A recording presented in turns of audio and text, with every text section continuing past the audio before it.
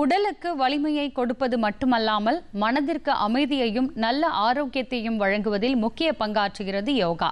இன்றைய நவீன காலகட்டத்தில் யோகா பயிற்சியினை மேற்கொள்ள வேண்டியதன் அவசியம் குறித்தும் அதனால் ஏற்படும் நன்மைகள் குறித்தும் இந்த செய்தி தொகுப்பில் பார்க்கலாம். சர்வதேச யோகா தினம் இம்மாதம் 21ஆம் தேதி கொண்டாடப்படும் நிலையில் வாழ்க்கை முறை தொடர்புடைய பிரச்சனைகளான மன அழுத்தம், பதற்றம், உயர் ரத்த அழுத்தம் போன்றவற்றை நிர்வகிப்பதற்கு ஏற்ற ஆசனம் குறித்து விளக்குகிறார் யோக கலை நிபுணர் சௌந்தரராஜன். இந்த பயிற்சிக்கு பெயர் பந்தஹஸ்த உத்தான் ஆசனம் என்று. இது ஒரு படபடப்பு அல்லது ஒரு பதற்றம் போன்ற நிலைகளை உடனடியாக தீர்ப்பதற்கான முக்கியமான பயிற்சியாக யோக மரபு இதை தயாரித்து வச்சுருக்காங்க. இந்த பயிற்சி எப்படி செய்யணும் அப்படின்னு பார்க்கலாம். முதல்ல 2 கால்களுக்கும் இடையில ஒரு அரை அடி வித்தியாசம் சற்று விலக்கி வைத்து ஒரு கை மீது இன்னொரு கையை வைத்து கிராஸ் பண்ணி வச்சுக்கணும். இதுதான் ஆரம்ப நிலை. ஒரு நீண்ட ஆழ்ந்த சுவாசத்தை உள்ளெடுத்தபடி கைகளை பக்கவாட்டில் மேல் நோக்கி உயர்த்த வேண்டும். ஒரு நீண்ட ஆழ்ந்த சுவாசத்தோடு சேர்த்து கைகள் மேல் நோக்கி செல்ல வேண்டும். இறுதி நிலையில் தலையை பின்புறமாக சாய்த்து மேற்கூரையை பார்க்க வேண்டும். முழுசா மூச்சு உள்ள வந்து நுரையீரல் முழுவதும் நிரம்பிய பின் மெதுவாக கைகளை பக்கவாட்டில் கீழ் நோக்கி கொண்டு வர வேண்டும். இது ஒரு சுற்று.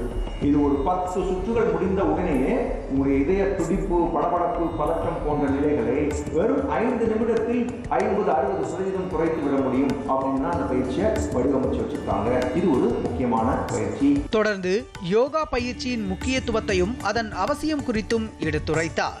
இளைஞர்கள்கிட்டையும் சரி, சின்ன குழந்தைகள்கிட்டையும் சரி, இன்னைக்கு இருக்கக்கூடிய மிகப்பெரிய சவாலே கவனமின்மை தான். யோகத்தில் அதற்கு 100க்கு 100% தீர்வு இருக்குன்னு நான் சொல்லுவேன். ஏன்னா யோகம் என்ன பண்ணுதுன்னா, எஸ்பெஷலி மரபார்ந்த யோகம் என்ன பண்ணுது அப்படின்னா, மூச்சையும் உடலையும் மிகச்சரியாக நிர்வகிப்பதன் மூலமாக மனதையும் அதன் செயல்பாடுகளையும் மிகச்சரியாக நிர்வகிக்க கற்றுக் கொடுக்குது. அப்படி நிர்வகிக்க தெரிஞ்ச ஒருத்தர் கவனச்சிதறல் இல்லாமல் ஒரு விஷயத்தை நீண்ட நேரம் செய்வார். எடுத்த உடனே பெருசாக எதுவும் அச்சீவ் பண்ணணும்னு நினைக்காதீங்க. ஒரு நாளைக்கு 15 நிமிடம் நான் ஆசனங்கள் செய்வேன் அப்படின்னு மட்டும் ஒரு திட்டம் வச்சுக்கோங்க. அது உங்களை ஒரு வருஷத்துக்குள்ள உங்களுக்கு நீங்கள் என்ன எதிர்பார்த்தீங்களோ அதை கொடுத்துரும். ஆசனங்கள் கற்றுக்கொண்ட ஒருவர் தானாகவே பிராணாயாமமும் மெடிடேஷன் சொல்லக்கூடிய தியானமும் கற்றுக்கொள்வார். அதனால் ஸ்டார்ட் வித் லிட்டில் அப்படின்னு தான் நான் சொல்லுவேன். மிக சிறிய அளவில் தொடங்குங்க. அது உங்களுக்கு மிகப்பெரிய வெற்றியை தரும். தற்போதைய காலகட்டத்தில் யோகாவின் முக்கியத்துவம், அவசியம் என்ன அப்படிங்கிறத பற்றி தான் பார்த்தோம்.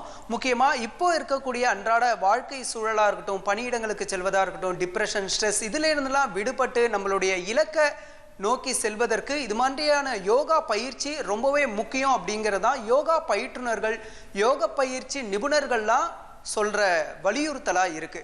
டிடி தமிழ் செய்திகளுக்காக ஒளிப்பதிவாளர் சுரேஷ்குமாருடன் ராஜகோபாலன், சத்யநாராயணன்.